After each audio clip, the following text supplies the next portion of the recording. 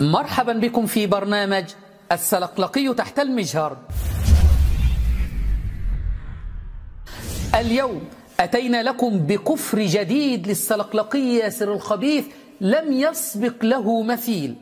خرج علينا ناطقا بالكفر قائلا أن عين الإيمان وعين التوحيد أن نقول جميعنا أن علي هو الذي علا فقهرنا، وهو الذي يحيي ويميت، وهو الأول وهو الآخر وهو الظاهر وهو الباطن. كفر، وأي كفر؟ إنه كفر السلقلقي ياسر الخبيث. فقال، شوف دقق الآن أمير المؤمنين ماذا يقول لهم. قال لهم: أنا الذي علوت فقهرت، أنا الذي أحيي وأميت، أنا الأول والآخر والظاهر والباطن. هذا القاصر في عقله حينما يسمع مثل هذا الكلام يقول هذا كفر، كما حصل فعلا. الآن سأتم لكم الرواية وتجدون يقول هذا كفر.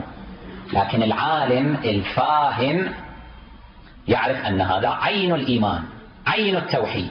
طبعا سيحاول يرقع في آخر الفيديو بعد أن فضح أمره، أي هو الأول والآخر، أي أول من آمن برسول الله وآخر من رأى رسول الله صلى الله عليه وسلم، وهو المحيي المميت الذي أحيا السنة وأمات البدع.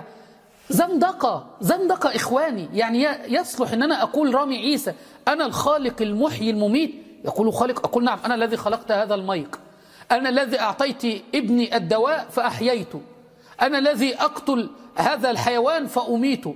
أعوذ بالله، كفر. الله يقول وهو القاهر فوق عباده. سلقلقي يقول لا، علي هو الذي قهر فعلى علينا.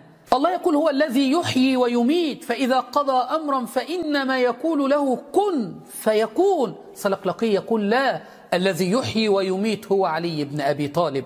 الله يقول هو الأول والآخر والظاهر والباطن، والسلقلقي يقول لا، الأول علي، الآخر علي، الظاهر علي، الباطن علي. ولا تجعل مع الله إلها آخر فتلقى في جهنم ملوما مدحورا.